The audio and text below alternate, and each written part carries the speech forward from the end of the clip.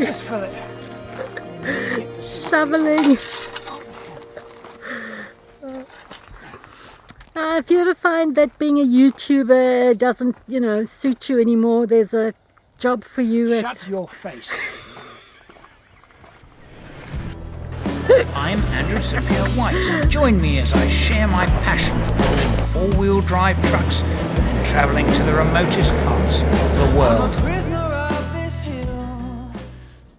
The perfect campsite. Let me describe it to you. Nobody else around, beautiful surroundings, gorgeous sunset, spending time with the one that you love, and of course with the camper perfectly level. Reaching this utopia sometimes takes a bit of effort. That's good. That's very good. See, if the drawer doesn't slide either way, it means the car is horizontal. Very good. So now I need a piece of string to see if we're... Where will I find a piece of string?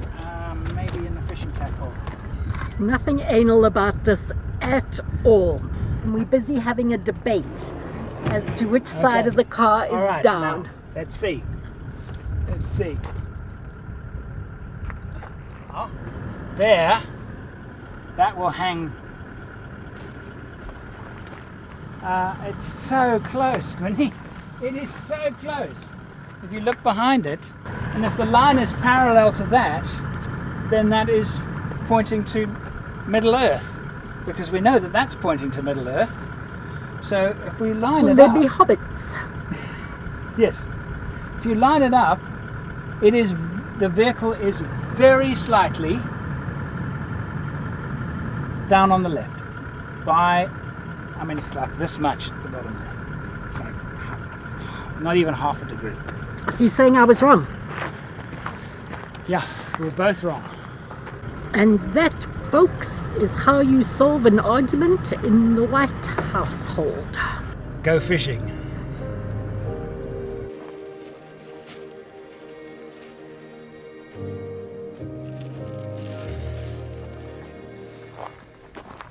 I'm filming a time lapse.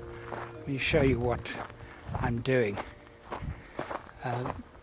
The sun is well down. There's the images that it's taking. Okay, it's taking one photograph every 2 seconds. Okay, and what I did is I wanted shape to the frame. So there's a lovely tree there, beautiful tree. And then of course that's a beautiful tree too, but they're quite different. And then the camber between the two of them. And of course lucky enough tonight to have a really, really good moon.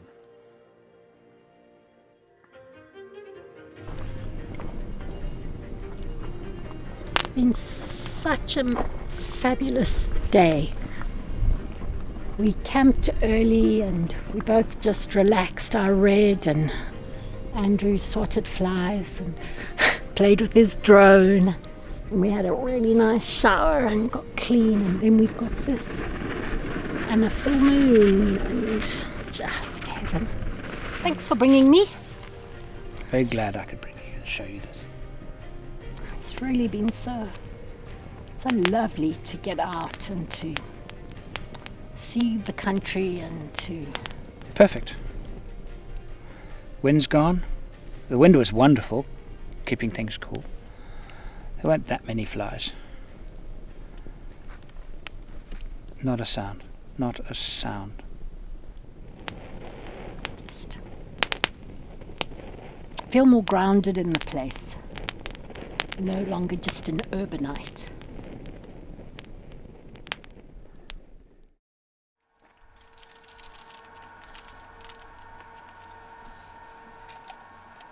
You deserve to know that I have found my limit when it comes to this electrical system in the vehicle. I left my kettle at home on purpose, and while I find it, I have no problem in dealing with the fact that I now have such a powerful system that I can make myself a really nice cup of coffee with my little coffee machine. I have not descended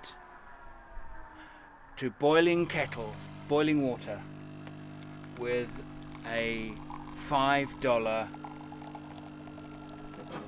electric kettle. There is a limit, and that's it.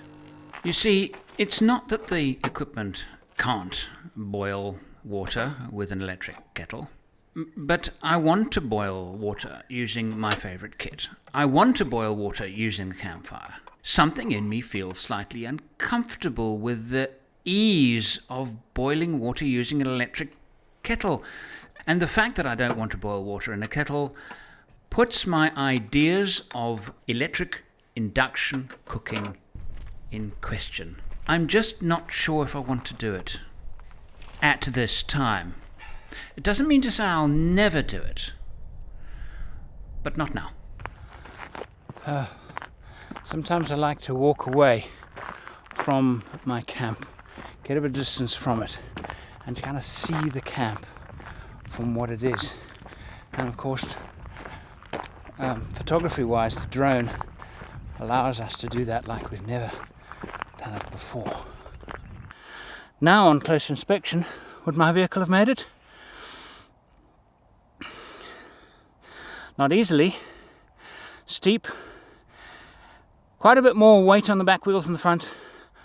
Lift up the front, lose traction on the front, and it's loose ground, loose pebbles. Very difficult to gain traction. So I can see myself about here losing contraction and stopping. And I have to go back. I have minimal braking on the front wheels, because as I go back and stop and slow, so less and less weight is on the front axle as I'm going up. I could drive up there. I could. I think I could. But I'm not going to while I'm on my own. I think that would be silly. We're going to stay here today. It's the perfect campsite for me. Absolutely nobody, anywhere, beautiful. It's a gorgeous place to be, just being here. And it's part of me that just loves nothingness. So we're just going to chill out, make a few videos, tell a few stories, and just spend the day here. I have enough, we have plenty of water, we have good solar power, and we can stay here as long as we like. Things are a little bit Heath Robinson around here this morning, and I would go so far as to say that this trip is an extension of the Shakedown. One of the problems is that we don't have the awning up.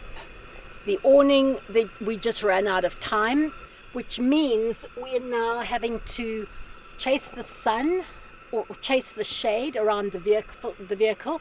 Thankfully, the vehicle is big, so there is a fair amount of shade.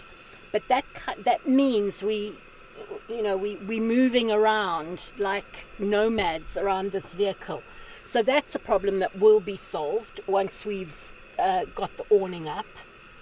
The other issue is, as we've already explained, the layout of the kitchen that really isn't working, the fridge being on the wrong side and what have you.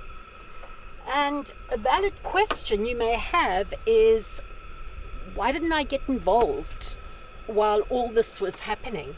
Because I probably could have prevented some of these errors. I would have immediately said, fridge on the other side, I need a drawer. I would have said that up front, but there was a valid reason. As many of you probably know, I'm an author. That's what I do for a living. But in January, I had a massive burnout. And I haven't been able to write a word since the end of January. And it was traumatic. It was really, really traumatic for me. And then we went into ISO, which meant that I was staying home as much as I could, and Andrew would go to quick pitch where this was happening, essential work. So I just wasn't involved. The first time I really got involved was just before our previous shakedown. I started to have a bit of an epiphany that maybe the fact that I wasn't writing the way I had been was actually a good thing. I began to see the blessing in my burnout. I began to see that I had, as a result of the burnout and the fact that I wasn't writing so intensely, I had time for other things. I could get back other things that I love and have loved all my life but had let go. And one of them was this. So that's the gift in the burnout. A little later that morning, a man in a Land Cruiser drove in.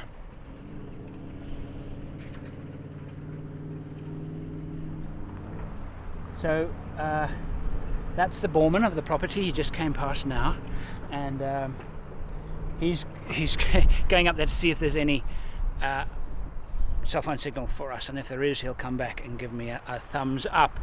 And when I saw him here, I just went to speak to him. I asked him if we could stay, and he said, typical Australian fashion, no problem. So we'll wait for him to come back and give us a thumbs up or a thumbs down. What the hell is a Boarman?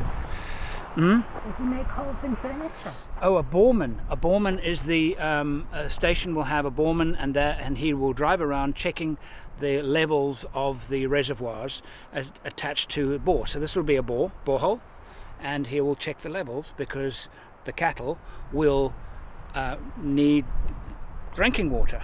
He'll also look for feral animals that are causing a problem. They're often armed, so they can get rid of feral animals. And any cattle that are very sickly, he'll either report them or he'll put them down on the spot. So that's what he is. The close proximity to the bore is one of the reasons why we decided to camp here. Standing water means much more bird life. So we are camped at a cattle station, and there's a trough down here with fresh water. We wanted it because it was birds. Hunting for a spinifex pigeon. Andrew saw one a little while ago, and he came to call me, and they're on my wish list of birds to see. And you would think that the flies would be bad. Thankfully, they haven't been. The wind has helped, I think, but no more flies than you would get anywhere else. It's clearly a time of the year thing, because if there were going to be flies, this is the place where they would be. I mean, there's some gorgeous cow pats right over there, a whole lot.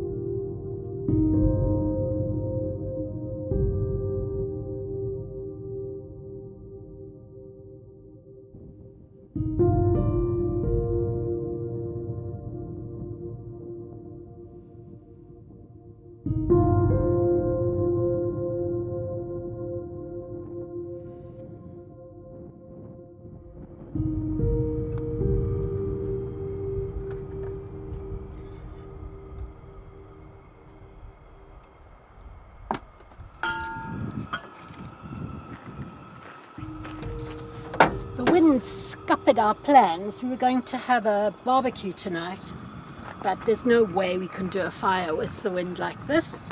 So it's pasta.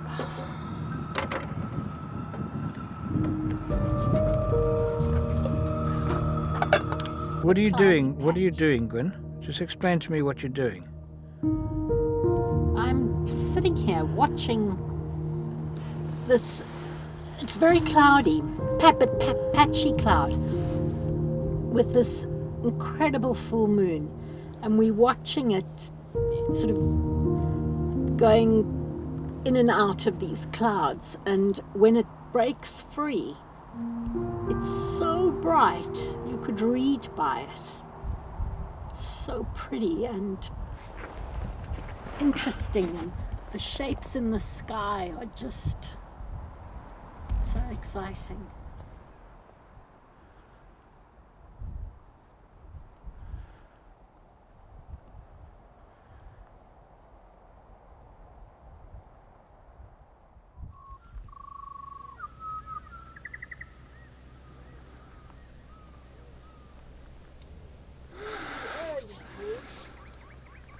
Of course it's early, you silly bint.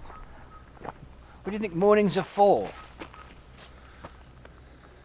Australian bush calls, most of them I have no idea what they are, which is exciting because I now get to see a whole lot of new birds, but it's also a little frustrating because it's difficult to know where to begin with certain bird calls.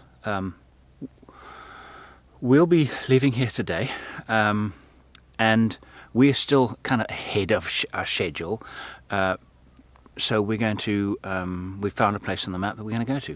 It's so simple as that, and I'll see what happens when we get there. This is what it's all about. All that driving, all that effort, just to be able to sit and watch absolutely nothing with a nice cup of coffee.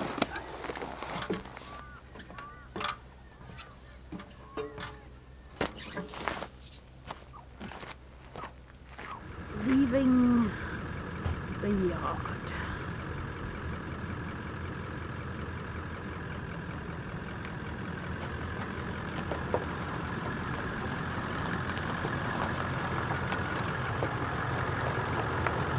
Driving a short distance back on the main road, we again crossed the Fortescue River. Gwyn suggested that there might be a track running along its bank. She was right.